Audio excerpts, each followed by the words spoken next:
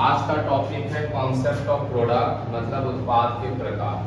Product की बात करें तो तीन तरह के प्रोडक्ट होते हैं, जिसमें से फर्स्ट होता है आपका टोटल प्रोडक्ट। टोटल प्रोडक्ट को हम कहते हैं कुल उत्पाद।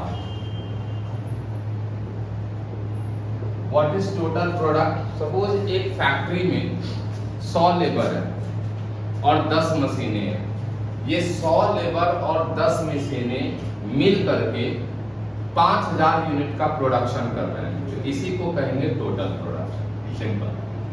एक फैक्ट्री में जितना लेबर है, जितना मशीन है, उस मशीन की सहायता से जितना लेबर जितना प्रोडक्शन करेगा, that is called total production. तो we can say that total product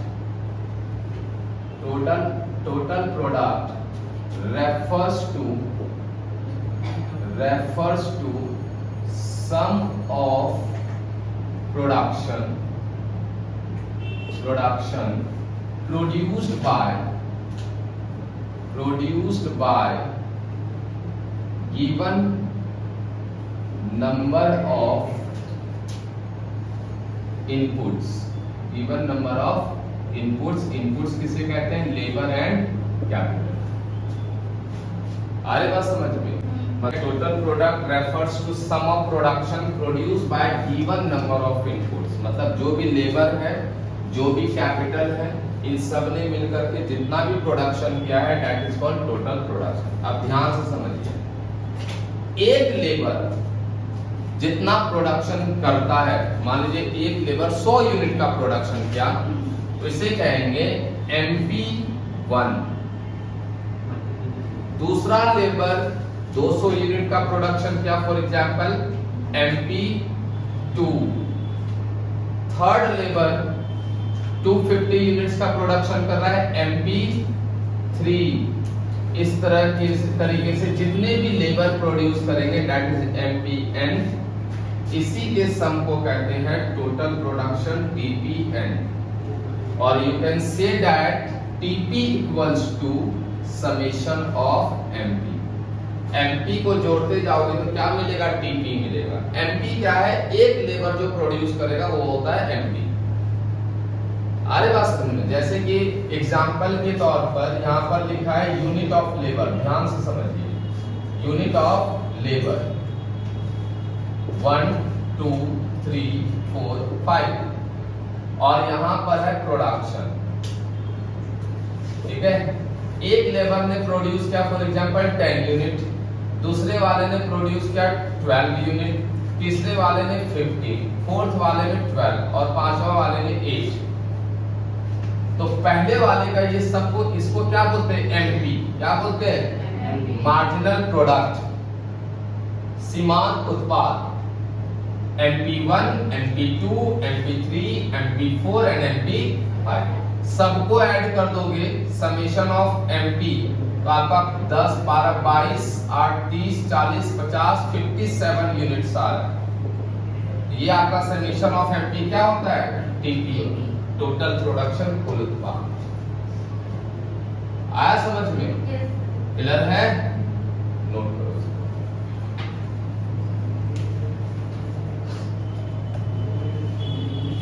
अब बात करते हैं औसत उत्पाद के बारे में, एवरेज प्रोडक्ट के बारे में। कुछ पूछना चाह रहे हैं? ठीक है। अब अभी मैंने बोला कि एक फैक्ट्री में लेबर 100 है और कैपिटल मशीन है 10, तो टोटल प्रोडक्शन हो रहा है 1000 यूनिट का, फॉर एग्जांपल। तो 100 लेबर ने मिलकर के 1000 यूनिट का प्रोडक्शन किया ना, तो एक लेबर ने कितना प्रोडक्शन किया? तो 1000 को अगर मैं 100 से डिवाइड कर दूं, 0 0, तो एक लेबर का प्रोडक्शन क्या हो रहा है? 10। यही है औसत उत्पाद, average product. Right? Average product means AP refers to the production by per unit of variable factor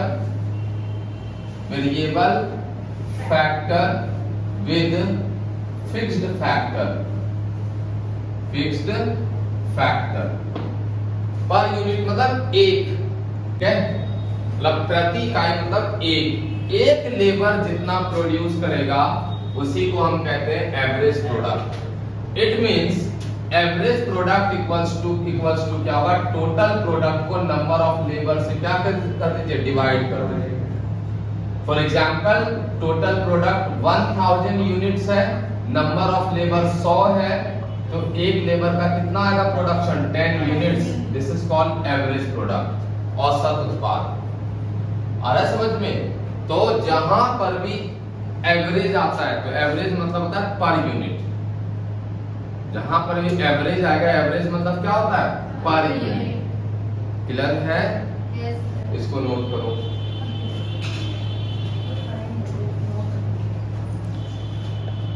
देखिए मैंने स्टार्टिंग से आपको बोला है मार्जिनल यूटिलिटी भी पढ़ा है कंज्यूमर इक्विलिब्रियम में, है ना।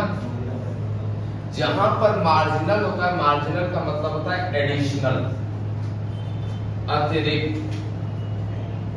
अब मान लीजिए यहां पर लेबर है, 10 लेबर है और 10 लेबर ने टोटल प्रोडक्शन किया 100 यूनिट का। एक लेबर एक्स्ट्रा हायर किया, 10 से कितना हो गया, 11। अब टोटल प्रोडक्शन हो गया 115 यूनिट्स का। तो एक एक्स्ट्रा लेबर हमने हायर किया ना, तो एक्स्ट्रा प्रोडक्शन कितना आ रहा है, 15। This is called marginal production. Marginal मतलब होता है एक्स्ट्रा प्रोडक्शन, जब आप एक एक्स्ट्रा लेबर को क्या करते हो, हायर करते हो। तो MP refers to additions in TP, when an additional unit of variable factor is employed, right? Variable factor क्या है, वेरिएबल फैक्टर क्या है, लेबर। जब आप लेबर का एक एडिशनल मतलब एक अतिरिक्त यूनिट यूज करते हैं उसी को हम क्या कहते हैं, मार्जिनल प्रोडक्ट। जब आप एक एक्स्ट्रा लेबर हायर करते हैं, जैसे कि आपने क्या किया 10 से 11, जो एक्स्ट्रा प्रोडक्शन हुआ उसको क्या कहेंगे, एमपी। अब देखो 11 से 12 हो गया, नेक्स्ट यहाँ पर प्रोडक्शन 127, तो एक एक्स्ट्रा लेबर हायर करने से एक्स्ट्रा प्रोडक्शन कितना हो रहा है, 12 का हो रहा है, इसे कहते हैं एमपी। समझ में आ रहा है? अब सब बच्चे ध्यान दीजिए, एमपी अगर मैंने 11वें यूनिट का निकाला तो क्या किया आपने, 115 में से 100 माइनस कर दिया। 115 क्या है, टीपी है। कौन से यूनिट का टीपी है, और 110 क्या है, टीपी है। कौन से यूनिट का है, 10। ऐसे निकाला आपने। या अगर एमपी आप 12 यूनिट का निकाल रहे हो तो ये 12 कैसे निकाला आपने, 127 माइनस 115, 127 क्या है, टीपी है। कौन से यूनिट का, अब 115 क्या है, कौन से यूनिट का, 11। समझ आ रहा है? यहाँ 11 है, यहाँ भी 11 है, यहाँ 10 है, अब यहाँ 12 है, यहाँ भी 12 है। तो अगर मैं एमपी एन लिखूं, एमपी क्या लिखूं, तो यहाँ n है तो यहाँ भी क्या होगा, n होगा। यहाँ 11 है तो यहाँ कितना है, 10। यहाँ 12 है तो यहाँ कितना है, 11। तो यहाँ मतलब एक कम है ना, तो यहाँ n है तो यहाँ क्या होगा, n माइनस 1। तो ये होता है फॉर्मूला एमपी का, TP n minus TP n minus 1। Clear है? अब एक चीज और ध्यान दो, अगर यहाँ पर इधर ध्यान दीजिए बेटा, यहाँ पर 15 यूनिट आ जाता है, 15 यूनिट, सब बच्चे ध्यान दीजिए, और यहाँ पर टीपी आ जाता है फॉर एग्जांपल 157, ठीक। अब अगर आपसे पूछा जाए कि भाई एमपी 15 निकालो तो क्या फॉर्मूला होगा, टीपी 15 माइनस टीपी 14।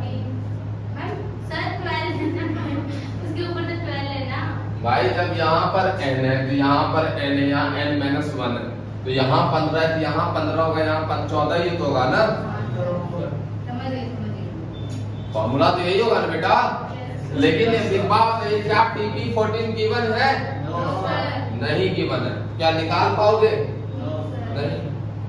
जब आपके पास कॉन्जिक्यूटिव नंबर्स नहीं होते हैं तब आप दूसरा फॉर्मूला लगाएंगे MP का, ठीक है। यहाँ पर फॉर्मूला होगा MP equals to change in TP upon change in labour. Delta मतलब होता है चेंज, TP में परिवर्तन और लेबर में परिवर्तन। TP में कितना परिवर्तन हो रहा है ध्यान से समझो, 127 से 157 हो गया ना, मतलब 30 यूनिट्स का प्रोडक्शन हो रहा है। और लेबर में कितना हो रहा है? 3 यूनिट का। तो डिवाइड कर दो, कितना आया? 10। तो 10 यूनिट होगा आपका MP। तो जब आगे वाला यूनिट गिवन ना हो तो आप MP का ये भी फॉर्मूला लगा सकते हो, delta TP upon delta L। समझ आया नहीं आया? नोट कीजिए।